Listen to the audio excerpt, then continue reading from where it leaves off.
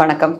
So இன்னைக்கு வந்து ஒரு முக்கியமா சமூக ரீதியான ஒரு டாபிக் தான் பார்க்க போறோம். அதாவது வந்து நெறைய பேர் சொல்லி கேள்விப்பட்டிருப்போம். முக்கியமா யங்ஸ்டர்ஸ் இன்னைக்கு வந்து டீனேஜர்ஸ் அண்ட் யங்ஸ்டர்ஸ் வந்து நெறைய என்னுடைய எக்ஸ்பீரியன்ஸ்ல நான் ஒர்க் ஷாப்ஸ்ல பார்க்கும்போதும் கேட்குற கேள்வி வந்து, எல்லாரும் எங்கள ஏங்க ஜட்ஜ் பண்றாங்க? We don't like people who are judging us. என்ன ஜட்ஜ் பண்ணாதீங்க. So I hate people who judge. Especially வேற ஜென்ரேஷன்ல இருக்கிற ஒரு வயசானவங்களா இருக்கட்டும், ஒரு நடுத்தர வயதினராகட்டும், நாங்க வந்து ட்ரெஸ் பண்றதையும் சரி, நாங்க வந்து என்னுடைய ஃப்ரெண்ட்ஸோட வந்து ஹேங் அவுட் பண்றது, இந்த மாதிரி விஷயங்கள் எல்லாமே வந்து ஜட்ஜ் பண்றாங்க. எங்களுடைய சாய்ஸஸை ஜட்ஜ் பண்றாங்க. எங்களுடைய வே ஆஃப் ட்ரெஸ்ஸிங் எல்லாமே வந்து ஜட்ஜ் பண்றாங்க. எனக்கு வி ஹேட் தோஸ் பீப்புள்னு சொல்லிட்டு நீங்க நிறைய பதிவுகளையும் பார்க்க முடியும். சோஷியல் ஜட்ஜ்மெண்ட் கொடுக்காதீங்க அப்படின்ற மாதிரி. ஒரு சில பேர் வந்து அதெல்லாம் கண்டுக்க மாட்டாங்க. அவங்க கேஷுவலாக அவங்க என்ன பண்ணணுமோ பண்ணிட்டு இருப்பாங்க. But certain people are really angry towards a society.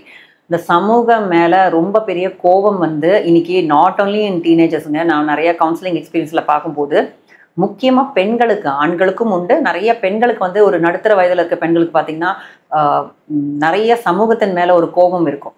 ஏன் இவ்வளோ ஆங்கிரியா இருக்காங்க? அவங்க என்ன சமுதாயம் என்ன செய்யுதோ நான் செய்ய மாட்டேன்னு ரிபல் பண்ணுற அளவுக்கு அவங்க இருப்பாங்க. ஆக்சுவலாக அவங்க சைல்டுஹுட்டை ப்ரோ பண்ண போது தான் நிறைய தெரியும்.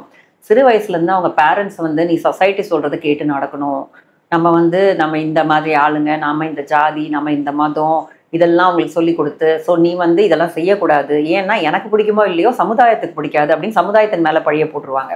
ஸோ இந்த மாதிரி நீ ட்ரெஸ் பண்ணாத, என்ன ஒன்று நினைப்பாங்க, உன்னுடைய அங்கிள் என்ன நினைப்பாங்க, உங்களோட பெரியப்பா என்ன நினைப்பாங்க, அவங்க பக்கத்து வீட்டுக்காரங்க என்ன நினைப்பாங்க, இந்த மாதிரிலாம் சொல்லும் போது அந்த குழந்தைங்களுக்கு வந்து தன்னுடைய பேரண்ட்ஸ் மேலே இருக்கிற கோபமும் ஜாஸ்தியாக இருக்கும். ப்ளஸ் சொசைட்டி மேலே இன்னும் அவங்களுடைய கோபமும் வருத்தமும் ஜாஸ்தி ஆகிடும். அப்போ வந்து அவங்களுக்கு என்ன ஆகும்?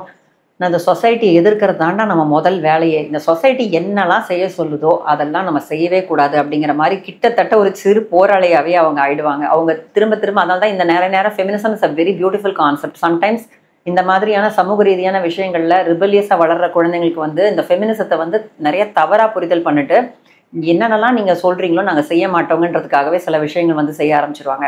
அது மட்டும் இல்லாமல் சமுதாயத்திற்கு கூட வந்து அதோட அக்செப்டன்ஸ்க்காக போராடிட்டு இருப்பாங்க. சொல்கிறது தான் எனக்கு சமுதாயம் வந்து பிடிக்காது, அது சொல்கிற விஷயங்கள்லாம் எனக்கு பிடிக்காது அப்படிங்கிற மாதிரி சொல்லுவாங்க. ஆனால் உண்மையாக அங்கே நல்லா கவனித்து பார்த்தீங்கன்னா சமுதாயம் என்னென்னலாம் சொல்லுதோ அதுக்கேற்ற மாதிரியே இவங்க பிஹேவ் பண்ணுவாங்க. இதை சொன்னால் அவங்களுக்கு கோபம் வரும், பட் தட்ஸ் அ ஃபேக்ட். நல்லா யோசிச்சு பார்த்தீங்கன்னா they just want and more. அதில் மோஸ்ட் இம்பார்ட்டண்ட்டாக என்ன அப்படின்னா அவங்க செய்யக்கூடிய விஷயங்களை சமுதாயமும் அக்செப்ட் பண்ணிக்கணும்னு நினைப்பாங்க.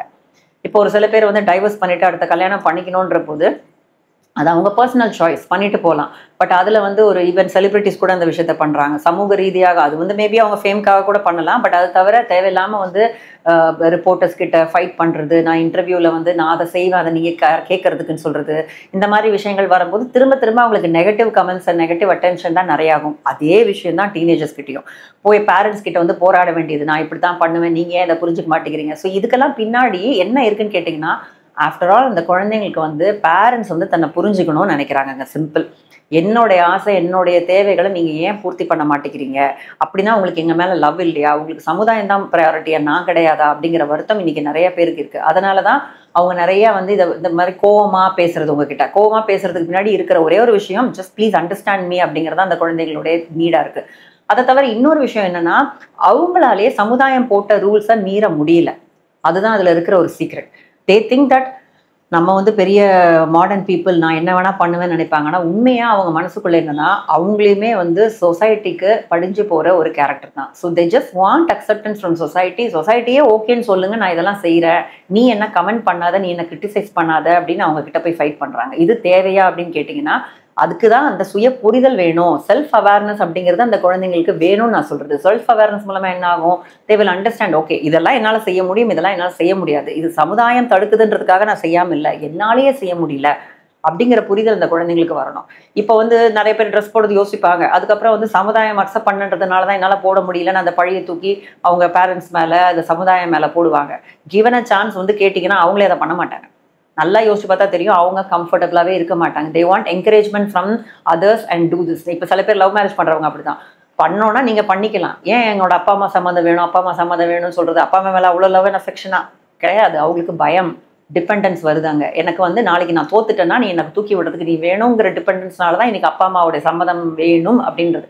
இதை நம்ம கொச்சப்படுத்த விரும்பலாம். அவங்க மேலே இருக்கிற அன்பு, ஒரு ரெஸ்பெக்ட் எல்லாமே இருக்குது. பட் அதையும் மீறி இன்னைக்கு வந்து நீங்கள் சொல்லலைன்னா நான் பண்ண மாட்டேன், உங்களால் நான் கஷ்டப்படுறேன், இந்த கல்யாணம் பண்ணிட்டு பிளேம் பண்ணுற ஒவ்வொரு இளைஞர்களுக்கு பின்னாடியும் டிபெண்டன்ஸ் இருக்குது. அவங்களாலே சமுதாயம் வரைஞ்ச கோட்டை வந்து மீற முடியல. முதல் 7 வயசுலேயே நம்மளுக்கு வேல்யூஸ் எல்லாம் வந்து கன்சாலிடேட் ஆகிடும். நீ யார், உன்னுடைய மொராலிட்டி என்ன என்னங்கிறது இதை தயவு செஞ்சு எல்லாம் புரிஞ்சுக்கணும். இது மிடில் ஏஜ்ல இருந்து நீங்க வந்து சமுதாயத்தின் மேல கோவம் இருக்கலாம். சில பேருக்கு சைல்டு அபியூஸ் ஆனதுனால சமுதாயத்தின் மேல கோவம் இருக்கலாம். சைல்டு அபியூஸ் ஆன பிள்ளைங்களுக்கு வந்து இவ்வளோ ஒரு மோசமான ஒரு நிலைக்கு ஆளாக்கப்பட்டிருக்க, நீ என்ன அப்போ ப்ரொடெக்ட் பண்ணல அஸ் அ பேரண்ட். இப்போ வந்து நீ ட்ரெஸ்ஸை இப்படி போடு, துப்பட்டா போடுன்னு இப்போ வந்து நீ என்ன சொல்றியன்றதுனால பேரண்ட்ஸ் மேல மிகப்பெரிய கோபம் வந்து அந்த குழந்தைங்க வந்து பெற்றோர்கள் என்ன சொன்னாலும் கேட்க மாட்டாங்க. ஸோ ரிபல்லியஸாவே இருப்பாங்க, அவங்களுக்கு எதிராகவே பண்ணுவாங்க எல்லா காரியத்தையும். அவங்களுக்கு பின்னாடி இருக்கிற கோபம் இவ்வளவுதான், அந்த இமோஷன்ஸ் அவ்வளவுதான். ஸோ இதில் வந்து அது சமுதாயத்தின் மேலே அவங்க போராட்டம் கிடையாதுங்கிறத இன்னைக்கு ஒவ்வொருத்தரும் புரிஞ்சுக்கணும். என்ன நீ ஜட்ஜ் பண்ணுறீங்கன்னு சொல்லும் போது அங்கேயே என்ன வருது, நீங்கள் சமுதாயத்துக்கு முக்கியத்துவம் கொடுக்குறீங்கன்னு. உண்மையாக சமுதாயத்துக்கு முக்கியத்துவம் கொடுக்காதவன் அவன் ஜாலியாக இருக்கிறான். இன்னைக்கு சமுதாயம் எல்லா சோகால்டு கெட்டவங்க கேடி எல்லாரையும் இன்னைக்கு அக்செப்ட் பண்ணிட்டு தான் இருக்கிறாங்க. அத்தனை பேருக்கு மாலை மரியாதையெல்லாம் கிடைச்சிட்டு தான் இருக்கு. யாருக்கு மரியாதை கிடைக்கல, யாருக்கு வந்து கெட்ட கமெண்ட்ஸ் கிடைக்குதுன்னு பார்த்தீங்கன்னா அவங்களா போய் மாட்டிக்கிறது. நான் இப்படி தான் பண்ணுவேன் நீ ஒத்துக்கணும், நான் இப்படி தான் பண்ணுவேன் நீ ஒத்துக்கணும்னு போய் கேட்டிங்கன்னா சமுதாயம் ஒத்துக்காம தண்டிக்க தான் செய்யும். நீங்க செய்யறத செய்யுங்க, உங்களுக்கு மனசுக்கு சரின்னு முதல்ல உங்க மனசுக்கு சரியா, என்னால் அதை செய்ய முடியுமா, முழு மனசோட யாரோட சப்போர்ட் இல்லாமல் செய்ய முடியுமானா செய்யுங்க. அது யாரும் சமுதாயம் உங்களை வந்து தடுத்துட போகிறது கிடையாது. சமுதாயம் காலப்போக்கில் உங்களை ஏற்றுக்கொள்ளவும் செய்யும், உங்களை கொண்டாடவும் செய்யும். அதே இது சமுதாயத்தோடைய என்னோட அக்செப்டன்ஸும் வேணும், நீங்க போய் போராளி மாதிரி போராடும் போது உங்களை பனிஷ் பண்ணி உங்களை கீழே தள்ளணும், மட்டம் தட்டும். அப்போ நீங்க சமுதாயத்து மேலே இன்னும் அதிக கோவத்தோடவே வாழ்ந்துட்டு இருப்பீங்க. So it's a very critical concept. It's a theme which emerged in counselling sessions. இதன் மாதிரினால நிறைய பேரோட வாழ்க்கையோடைய வாழ்வாதாரம்ன்றது வந்து நம்ம பணம் மட்டும் கிடையாது, நம்மளோட நிம்மதியும் இருக்குது இதில் நிறையா. ஸோ இந்த மாதிரியான ஒரு தேவையில்லாத கிரட்ஜு எந்த ஒரு காரணத்தினாலும் உங்களுக்கு ஏற்பட்டுருக்கலாம். ஒரு பேரண்ட், ஒரு அப்பா வந்து சமுதாயத்துக்கு முக்கியம் கொடுத்து பக்கத்து வீட்டுக்காரனுக்கு முக்கியம் கொடுத்து உங்களை கம்பேர் பண்ணது, இந்த மாதிரி நிறைய விஷயங்கள் இருக்கலாம் உங்களுக்கு சமுதாயத்து மேலே கோவம் ஏற்பட்டதுக்கு. What ever May the reasons, இனிமே ஒரு பீஸை பர்ச்சேஸ் பண்ணுங்க. 10 விஷயத்துல 5 விஷயம் சொசைட்டி சொல்றது பிடிக்கும் உங்களுக்கு, ஆனா 5 விஷயம் பிடிக்காது. ஆனா அந்த 5 விஷயத்த கூட நீங்க செய்ய மாட்டீங்க. ஜஸ்ட் பிகாஸ் சொசைட்டி சொல்லுதுன்றதுனால உங்களுக்கு பிடிக்குதா அதை செய்யுங்க. சொசைட்டிக்கு பிடிக்குதா இல்லையாங்கிறது வேண்டாம். நம்ம சொசைட்டில தான் வாழ்ந்துட்டு இருக்கோம். இது நம்ம வந்து ஏதோ நம்ம ஒன்றும் அப்படி ஒன்றும் ஆன்டி சோஷியல் ஆக்டிவிட்டி செய்ய போகிறது கிடையாது. ஸோ ஃபஸ்ட்டு சொசைட்டி மேலே பழிய போடுறதோ பேரண்ட்ஸ் மேலே பழிய போடுறதோ விட்டுட்டு am I comfortable doing it, is it my value, அதெல்லாம் நம்ம யோசிச்சு பார்த்துட்டு கிளியராக மைண்டடோடு நம்ம அதை செஞ்சோம்னா நம்மளுக்கு எதிரி யாருமே கிடையாதுங்க. நம்மளோட செல்ஃப் அக்செப்டன்ஸ் நம்மளுக்கு இருந்ததுன்னா நம்மளால என்ன வேணா செய்ய முடியும் அப்படிங்கிற ஒரு உண்மையை, இது கொஞ்சம் டிஃபிகல்ட் டு அண்டர்ஸ்டாண்டான கான்செப்ட் தான். பட் இதை வந்து இந்த பிரச்சனையை த்ரூ பண்ணியிருக்கவங்களுக்கு ரிலேட் பண்ண முடியும். நிறைய பேரால் இதை அக்செப்ட் பண்ணிக்க முடியாது ஸ்டார்டிங்கில். பட் போக போக இதை நீங்கள் ரிஃப்ளெக்ட் பண்ணி பார்த்தீங்கன்னா இதில் இருக்க உண்மை என்னங்கிறது உங்களுக்கு புரியும். அது புரியும் போது you will be in peace. Okay, யாரையும் நம்ம எதிர்க்க வேண்டாம், நம்ம வாழ்க்கையை நம்ம போகலாம். என்னால் பண்ண முடியலையா, நான் பண்ணலை, இதுக்கு நான் தான் காரணம். அந்த அக்கௌண்டபிலிட்டி நம்ம எடுத்துக்கிட்டு என்னால் இதை செய்ய முடியல, I am the reason for it. சின்ன வயசில் நடந்த விஷயங்கள்லாம் முடிஞ்சிச்சு. 18 வயசுக்கு மேலே நீங்கள் அடல்ட், நீங்கள் தான் இனிமேல் வந்து உங்கள் காரை ஓட்டணும்.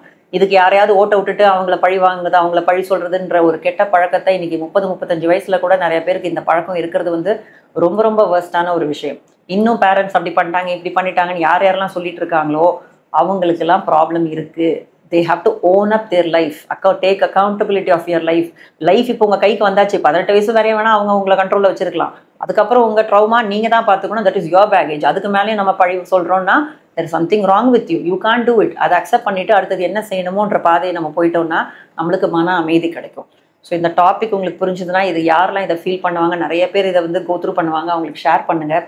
இன்னொரு இன்ட்ரெஸ்டிங் பதிவில் நான் உங்களை எல்லாரும் திரும்பி மீட் பண்ணுறேன். நன்றி, வணக்கம்.